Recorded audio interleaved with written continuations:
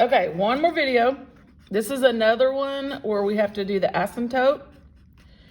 Now, the other thing you'll notice about this one is your exponent is a negative. But don't let that scare you. It doesn't really mean anything. It just means that every time you put a number in for x, it's a negative. So I'm still gonna make my table because I'm still graphing. And I'm gonna still try to do 0, 1, 2, 3, 4. So I put a 0 in.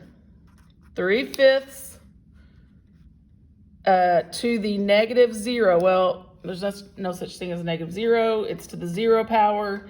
And that means everything is to the 0 power, which means it equals 1. Have you noticed that every time when we put 0 in on these problems, it equaled 1? Have you noticed that yet? Okay. All right, the next one, 1. If I put 1 in there, remember, because there's a negative already there, now it's -1.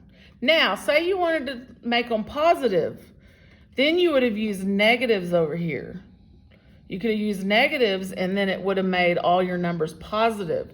And then that way you wouldn't have to flip, because what we're gonna have to do on every one of these is flip our fraction because this is a negative exponent. And remember, with negative exponents, you flip your fraction. So that'll just be 5/3 because it's to the first power and doesn't change the value. The next one, 3/5 to the -2. So again, you gotta flip your fraction, makes it a +2, and then now everything is squared on the inside because 5 squared, 3 squared. So that'll be 25/9. And remember, don't worry about these getting big because they're fractions.